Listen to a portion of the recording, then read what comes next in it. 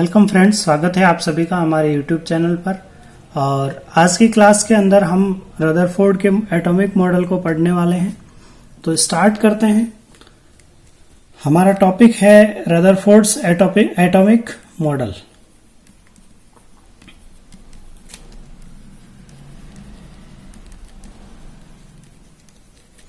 ठीक है, ये जो रदरफोर्ड्स एटॉमिक मॉडल है, या फिर हम ये बोल सकते हैं कि ये मॉडल देने के लिए रदरफोर्ड ने एक एक्सपेरिमेंट किया था और उस एक्सपेरिमेंट को हम बोलते हैं रदरफोर्ड्स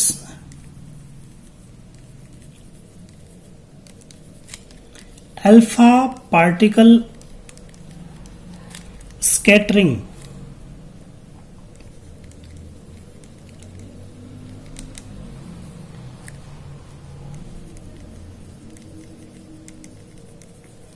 ठीक है, रदरफोर्ड का अल्फा पार्टिकल स्कैटरिंग मॉडल भी बोल सकते हैं या रदरफोर्ड का एटॉमिक मॉडल भी हम इसको बोल सकते हैं। अब वास्तव में हम इस मॉडल के अंदर ये पढ़ने वाले हैं कि रदरफोर्ड जो था उसने एटम के बारे में क्या कुछ इंफॉर्मेशन हमारे को दी थी। ठीक है, इस मॉडल को रदरफोर्ड ने इस तरीके से एक एक्सपेरिमेंट किया था। उस एक्सपेरिमेंट को करने के लिए उसने एक रूम बनाया था। वो रूम इस तरीके का था, सी टाइप का एक रूम बनाया था, ऐसे याद रखें आप। ठीक है, इस रूम के अंदर एक गोल्ड फॉइल ली गई। ठीक है, उस गोल्ड फॉइल पे, ये गोल्ड फॉइल है, इस गोल्ड फॉइल पे उसने एक अल्फा पार्टिकल का सोर्स जो था, उस अल्फा पार्टिकल के सोर्स से क्या किया, अल्फा पार्टिकल जो है वो इस पे स्केटर करवाए गए थे। ठीक है, अल्फा पार्टिकल का इस पे बॉम्बार्डमेंट करवाया गया। अब यहाँ पे बॉम्बार्डमेंट का मतलब इतना सा है कि जैसे हम बारिश का टाइम होता है और बारिश की बूंदें जो गिरती है, अगर तेज बारिश हो रही है और उस टाइम पे जिस तरीके से बूंदें गिरती हैं, उसी तरीके से ये अल्फा पार्टिकल इस गोल्ड फॉइल पे गिराए गए थे। सारे एक ही सोर्स से निकल रहे थे। तो यहां पे ये जो सोर्स है ये है अल्फा पार्टिकल सोर्स।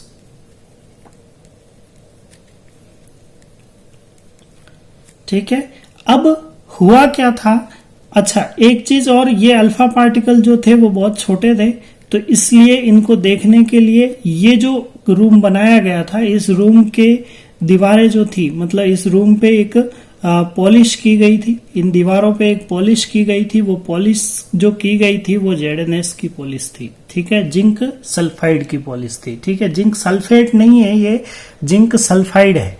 ठीक है, जिंक सल्फाइड की पॉलिश की गई। अब इस जिंक सल्फाइड की पॉलिश का रीजन इतना सा था कि जिंक सल्फाइड जो है उसके अगर पॉलिश करेंगे तो हमारे को चीजें इजीली विजिबल हो जाएगी। विजिबल होने का मतलब इतना सा है, इस पर्दे पे अगर छोटा सा पार्टिकल भी आके टकराएगा तो वहां पे एक तरीके से हमारे को स्पार्क होगा, मतलब चमक होगी, जिसकी वजह से हमारे को पता लगेगा कि यहाँ पर क्या चीजें आई है। ठीक है, तो इस एक्सपेरिमेंट के अंदर हो यही रहा था कि जब रदरफोर्ड ने अल्फा पार्टिकल्स का बॉम्बार्डमेंट इस गोल्ड फॉइल पे करवाया। ठीक है, ये गोल्ड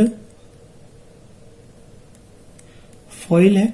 ठीक है, इस गोल्ड फॉइल पे जब अल्फा पार्टिकल्स का बॉम्बार्डमेंट करवाया गया तो यहां पर जो चीज उसने देखी थी वो ये देखा था कि इस गोल्ड फॉइल से, ठीक है, ज्यादातर पार्टिकल जो हो रहे थे वो क्या हो रहे थे, स्ट्रेट निकल जा रहे थे। मतलब उसको ये चीज दिखी कि ये जो पोर्शन है, ये जो जगह है, इस जगह पे मैक्सिमम पार्टिकल आके टकराते हैं।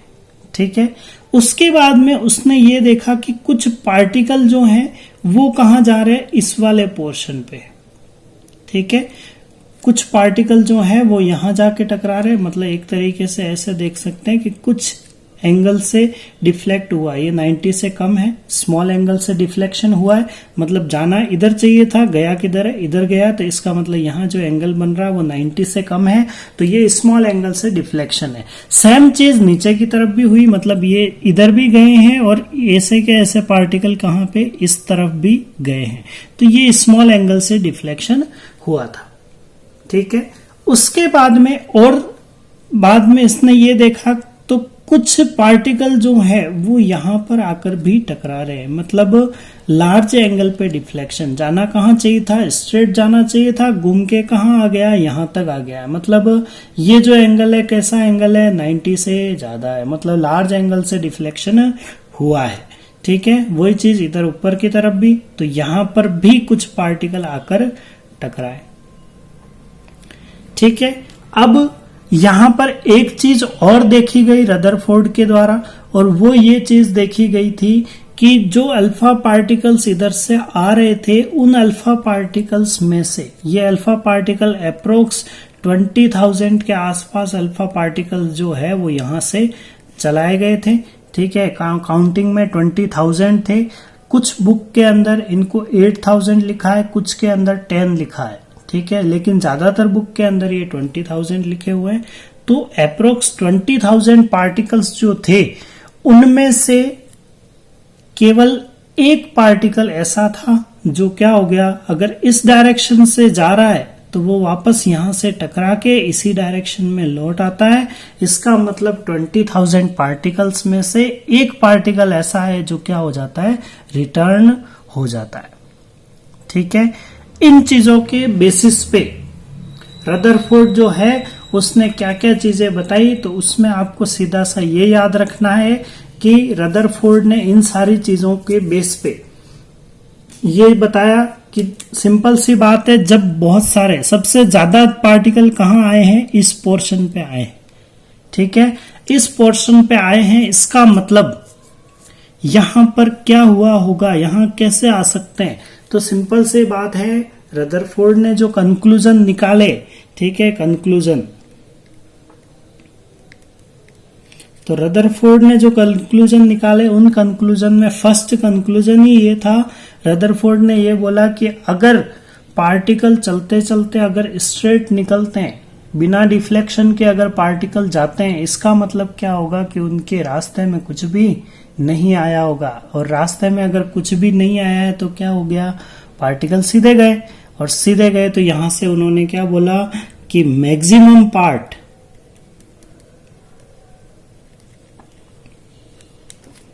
Of atom is blank. ठीक है, क्या कंक्लूजन निकाला है कि एटम का ज्यादातर पार्ट कैसा होता है, खाली होता है। ठीक है, मतलब ब्लैंक होगा। उसके बाद में आपको यहां पर एक चीज दिखी कि पार्टिकल जो आ रहे हैं वो क्या हुए, स्मॉल एंगल से डिफ्लेक्ट हुए।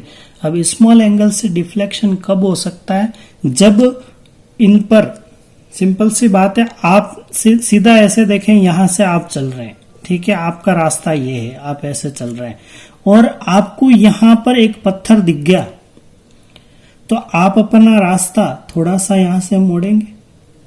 ठीक है, पत्थर के टकराएंगे थोड़ी, आपको दिख गया तो आप क्या करेंगे, थोड़ा सा दूर हो जाएंगे।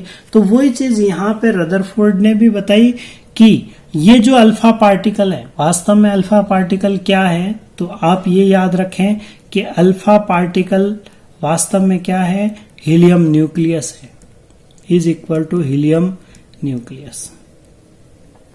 ठीक है, अल्फा पार्टिकल वास्तव में क्या है, हीलियम के न्यूक्लियस है।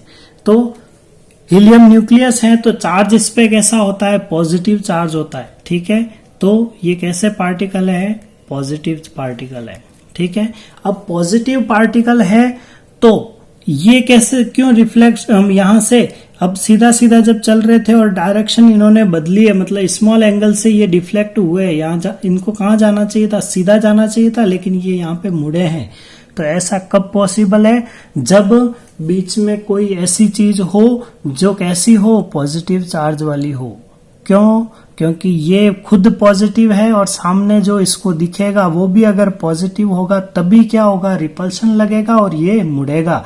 तो यहां पर दूसरी बात ये थी कि इसने ये बोला कि एटम के सेंटर में, ठीक है, एटम के सेंटर में मतलब यहां पर है ना, जो भी एटम होगा उसके सेंटर में क्या होना चाहिए, एक हार्ड पार्ट होना चाहिए, और जिसमें क्या होना चाहिए, जिसमें सारा का सारा पॉजिटिव चार्ज सेंट्रलाइज होना चाहिए। ठीक है, तो ये चीजें थी। तो यहां पे ये बोल सकते हैं कि न्यूक्लियस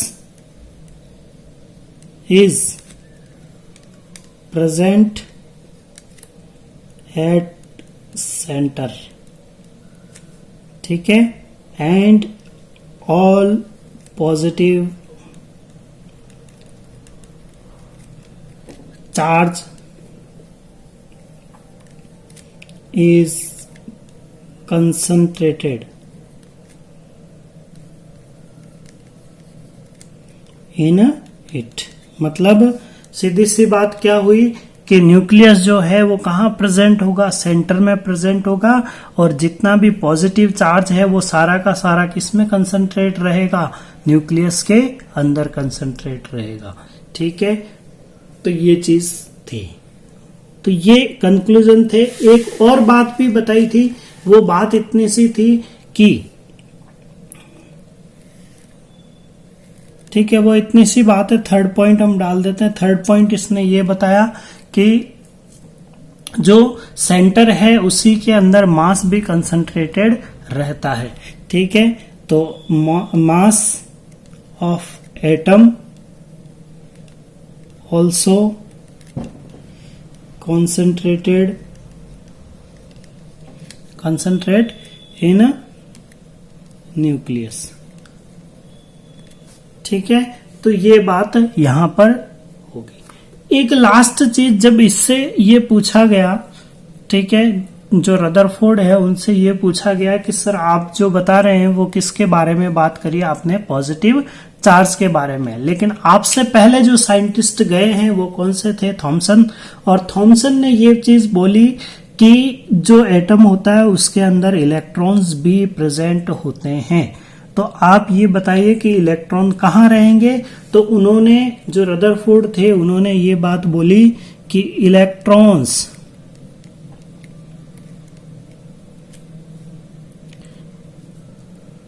रिवॉल्व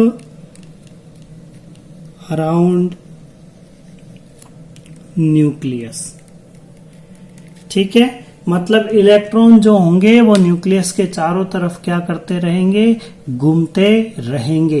तो सिंपल सी बात ये थी। अब रदरफोर्ड मॉडल को एक बार वापस से, क्योंकि ये बहुत सारी बातें बताई और ये लिखा कम है हमने, ठीक है। तो आप सिंपल सा ये देखें, रदरफोर्ड जो था उसने अपना एक्सपेरिमेंट करने के लिए एक अरेंजमेंट किया, ठीक है। तो अरेंजमेंट जो किया गया उसके अंदर आप थोड़ी थोड़ी चीजें ऐसे याद रखें कि ये जो एक्सपेरिमेंट किया गया था रदरफोर्ड का एटॉमिक मॉडल वाला जो एक्सपेरिमेंट है, ये एक्सपेरिमेंट हुआ है 1911 के अंदर, कॉमन एरा, ठीक है। 1911 या 1911 के अंदर, कॉमन एरा के अंदर ये एक्सपेरिमेंट हुआ था, ठीक है। इसके अंदर क्या किया गया था, एक गोल्ड फॉइल ली गई थी, ठीक है। फॉइल तो आप सभी लोग समझते हैं, सोने की एक बिल्कुल पतली सी पन्नी, ठीक है। फॉइल जो होती है जैसे हमारे रेपर जो होते हैं उस तरीके का, बिल्कुल ट्रांसपेरेंट सा मान सकते हैं आप, क्योंकि आपको एटम को पता करना है तो एटम के लिए आप ट्रांसपेरेंट जैसी चीज होनी चाहिए। और गोल्ड फॉइल ही इसलिए कि ली गई थी क्योंकि गोल्ड जो होता है उसके टेंसाइल स्ट्रेंथ जो होती है बहुत ज्यादा होती है, और इसको आप बहुत ज्यादा पतला भी कर सकते हो, तो इसलिए गोल्ड का यूज किया गया था, ठीक है। अब यहां पर गोल्ड फॉइल का यूज किया गया, और इस एक्सपेरिमेंट को देखने के लिए एक इस टाइप का सी टाइप का रूम बनाया गया। इस रूम के चारों तरफ या इस रूम के अंदर की तरफ जो है वो ZnS की पॉलिश की गई, और इस गोल्ड फॉइल पे क्या कराया गया, अल्फा पार्टिकल्स जो थे उनका बॉम्बार्डमेंट कराया गया, ठीक है। अब इस चीज को आप अगर इस तरीके से आपको समझ नहीं आ रहा है तो आप सिंपल सा ऐसे याद रखें कि आप किसी ऐसी जगह पे हैं, ठीक है। थोड़ा सा मैं, ये हमारे टॉपिक का नहीं है, बस समझने के हिसाब से बता रहा हूं। आप सिंपल सा ये देखें कि आपके पास एक इस टाइप की चीजें बना ली गई है, ठीक है। यहां पे आपके एक दीवार है, और यहां से एक पतली सी गली है ये, ठीक है। इस पतली सी गली से होकर आपको कहां पहुंचना, इस दीवार तक पहुंचना ठीक है, या इस दीवार को आप ऐसे मान लें, इस टाइप की दीवार मान लें, सी टाइप की दीवार मान सकते। अब यहां पर क्या है, किसी बहुत सारे लोग हैं, ठीक है, और यहां हमने क्या कर दिया, एक खंबा खड़ा कर दिया, ठीक है।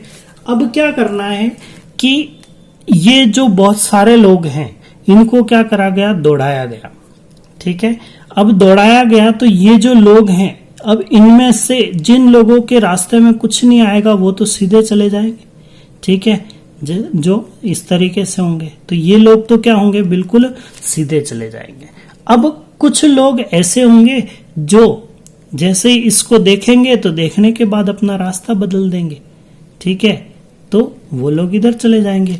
कुछ लोग ऐसे भी होंगे जो जैसे इसको देखेंगे, देख के डरेंगे, तो वो लोग वापस क्या होंगे, वो ज्यादा एंगल पे चले जाएंगे, मतलब वापस इस तरीके से आ जाएंगे। कुछ लोग, एक आध लोग ऐसा भी होगा जो इसके बिल्कुल सामने आ गया तो वो इससे टकरा के गिर जाएगा, वो लौटेगा नहीं पर गिर जाएगा। तो ये बात जो है वैसा का वैसा एटम के अंदर भी है। एटम में क्या है, तो एटम जो है, रदरफोर्ड ने जो एटम का मॉडल बताया है वो मॉडल ऐसा बताया है, इसने बोला कि ये न्यूक्लियस, ठीक है, न्यूक्लियस के चारों तरफ क्या होता है, इलेक्ट्रॉन चक्कर लगाते हैं। ये एक सर्कुलर पाथ में इलेक्ट्रॉन क्या करते हैं, इसके चारों तरफ चक्कर लगाते रहते हैं। तो ये एटम का मॉडल बताया था। अब वो चीजें जो यहाँ पे ऊपर बता रहे थे उस चीज को यहाँ पे आप आराम से इजीली देख सकते हैं, ठीक है। क्या हुआ, ये न्यूक्लियस है सब, ठीक है। इस न्यूक्लियस के अंदर क्या है, तो इस न्यूक्लियस के अंदर क्या क्या है, पॉजिटिव चार्ज है, ठीक है, और इसके चारों तरफ इलेक्ट्रॉन घूम रहा है। अब पॉजिटिव चार्ज अगर यहाँ है तो सारा का सारा पॉजिटिव चार्ज कहाँ कंसंट्रेट हो गया, न्यूक्लियस में, ठीक है। दूसरी बात, अगर पॉजिटिव चार्ज है मतलब क्या है, प्रोटॉन है, ठीक है, प्रोटॉन है तो इसका मतलब क्या हो गया, पॉजिटिव चार्ज प्रोटॉन, और प्रोटॉन का वेट जो होता है वो इलेक्ट्रॉन से ज्यादा होता है। तो हम क्या मान सकते हैं कि ये इसका जो अप्रोक्स जो जितना भी इसका मास होगा वो सारा कहाँ कंसंट्रेट हो गया, इसके न्यूक्लियस में कंसंट्रेट हो गया, ठीक है। तो ये रदरफोर्ड का एटॉमिक मॉडल है, और रदरफोर्ड का इस एक्सपेरिमेंट जो है वो ये एक्सपेरिमेंट है, ठीक है। तो इस एक्सपेरिमेंट का नाम दिया गया अल्फा पार्टिकल स्कैटरिंग मॉडल या अल्फा पार्टिकल स्कैटरिंग एक्सपेरिमेंट, ठीक है। तो ये तो था